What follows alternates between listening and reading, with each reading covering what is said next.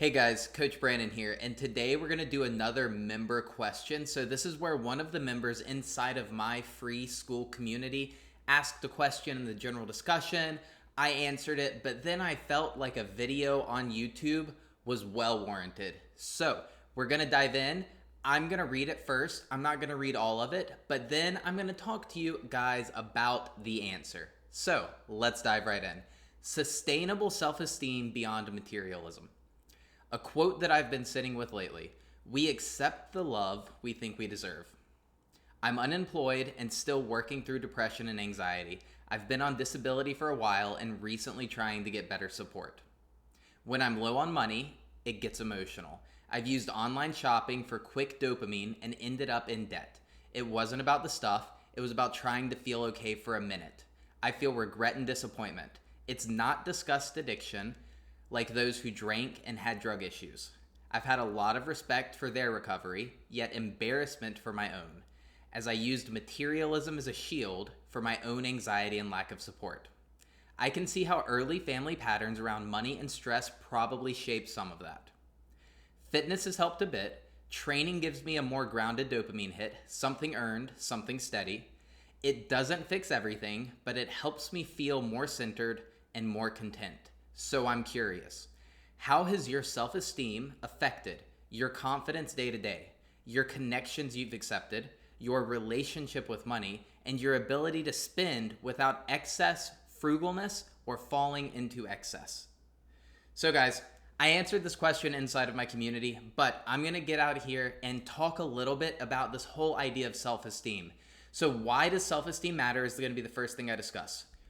Where does it come from is the second thing, and then what can we actually do to fix the entire thing? See, in the last 10 months, I've lost 84 pounds. Over 75 of that was in 2025 through sustainable, repeatable, easy, simple lifestyle habits. I kid you not. No tracking calories, no tracking macros, no extremes, and look at the progress we've made, guys. It's incredible. But something I discovered along the way is this idea of self-esteem. You see, I read a lot, and I was reading a book by Robert Greene, and he discussed this whole concept of where does self-esteem come from. Before anything though, why is self-esteem important at all? Well, so many people out there are struggling in life, and that struggle has compounded day over day, week over week, month over month, and year over year. And it has developed from a self-esteem issue into a self-efficacy problem. Now, what is self-efficacy? It is your own belief that you are capable of accomplishing something, right? Do you believe that you can actually achieve the goals that you have set for yourself? You sit here, you plan the goals, and you say, I can do this. But then you fail again and again and again. And it starts to erode that belief that you are going to be successful, that you can actually achieve your dreams, that you can actually achieve your goals. So, what does self-esteem have to do with self-efficacy? So when we are developing as children, that is when our self-esteem starts to develop, right? During individuation, when we are very, very young. Think 2, 3, 4, 5. My numbers were off, but you get what I'm saying. 2, 3, 4, 5 years old, right? That is when individuation starts to take place and we start to separate from the native mother, right? So in the beginning, right when we're birthed, we don't have this concept of an individual, right? We don't exist outside of mother. All of our needs are met exactly when we need them met, right? That's a healthy upbringing, a healthy nurturing environment. But as we start to develop, object permanence, individuation, and this theory of mind, we start to separate from the mother. And that is where self-esteem starts to develop. Now, you really have two paths. You can go here or here. Where it starts to develop, we've been observing the world. That's kind of all we can do at this point. And the two biggest points of input for us are mom and dad. And so we start to mimic the behaviors that we have interpreted as reasons for their success. Now, this is very, very basic reasoning. It's not super high level reasoning, but confidence, being outspoken, all of these positive traits that exist in mom and exist in dad, we start to mimic those. And as we start to mimic them, mom and dad give us feedback. Now, in a healthy environment, mom and dad say, great job, keep going, very, very good, right? They're supportive of you. They have good self-esteem and good self-worth, and so it doesn't take away from their individualness. It doesn't detract from their self-worth, and so they support you fully.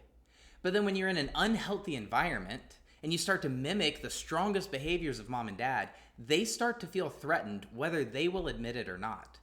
And from there, they start to shut down your behaviors. And so that behavior being shut down starts to diminish your self-esteem. And it's very fragile. It's brand new, right? It's just now starting to blossom, starting to come into its own. You're exploring this idea of the individual. You don't have a strong, long track record on which you can base your current experience and your current self-worth. No, this is brand new. And so as soon as you mimic the behaviors that you have admired in mom and in dad, and they shut it down, they give you the smack down, now it's like, oh wait, I'm wrong. And then it happens again because you try something else and they shut it down, and you try something else and they shut it down. And so now you start to develop this idea that, wait, I obviously, I don't know anything. And you start to develop this idea of worthlessness, not self-esteem, not self-worth, but worthlessness. And so now you can't turn to the inside where self-esteem and self-worth actually live. You can't rely on yourself. You now have to turn to the external factors, to the environment. You are looking for that external validation. That is where we get pick-me girls. That is where we get narcissists. That is where we get people pleasers, because you got shut down as you were developing your self-esteem. And so now you look for mom, you look for dad, and as you get older, you look for friends, you look for drugs, alcohol, maladaptive behaviors. It's constant external validation to make you feel better. Well, tying it back into that self-efficacy, guys, right now, you have a track record of failure. That doesn't mean you are a failure. It doesn't mean that you can never achieve success, but you have that track record of failure. And so how do we go from getting the smackdown when we were kids to rebuilding that self-efficacy and that self-esteem? Well, it starts with the self-efficacy. We're going to reverse engineer. You're going to find somebody that you respect, that you admire, that you look up to. It can be anybody, professional, personal, celebrity, anything. Somebody that you look up to and you admire. You're going to look at the things they do. You are going to look at the actions that they take every day, every week, every month. What are the things that got them to where they are? What are the actions that they did daily, weekly, monthly that made you admire them in the first place? And you are going to start mimicking those, just like you did when you were a baby. You saw mom do this, you saw dad do this, and you said, wow, that's how I navigate the world, and you started mimicking. But this time, instead of getting smacked down, you're an adult. You're not helpless. You cannot be abandoned. You are an adult, not a child. And so you are going to persevere and you are going to push through. That's step number one. Mimic the actions and behaviors of somebody you look up to who has achieved the success that you want. Step number two, you are going to start by building trust very small. You don't trust yourself. That's part of the self-efficacy issue. And so you have to start small and you have to stack wins early. And I mean very small. I'm gonna go drink a glass of water. So I grab my glass of water and I drink it, right? Very small. I am gonna make my bed right now. So I get up and I go make my bed. Pat myself on the back. Good job, Brannon. I'm going to shower today. Good job. You think these things sound ridiculous and they are way too small. But again, you have a track record of not being successful at the big things. And so we have to backtrack and reverse engineer down to a level that you know that you can commit to and succeed without fail. Because it is important to stack the wins right now. If we start failing as we try to change, we're not going to change. But the more wins we can stack early on, the more indicative that it is that we will change, we will sustain the change, and we will have long-term success. And that doesn't mean that every day making my bed is going to be the win every day. Eventually, I will graduate from making my bed into, I'm going to go run a mile, or I'm going to join the gym. I don't care what people think about me. I don't care that I'm 100 pounds overweight.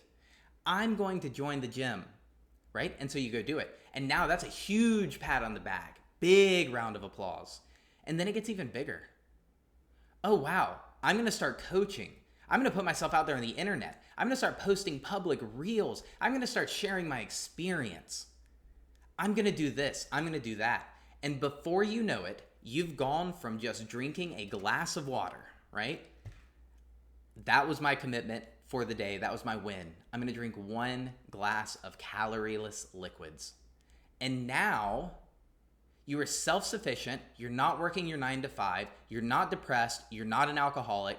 And you are winning at life. You are achieving the goals that you wanted to achieve for years. But it's because you took these 2 things into account in working towards your goals. You mimicked the behavior of people who have been successful before you. That's number 1. And 2, you learned how to build trust back within yourself.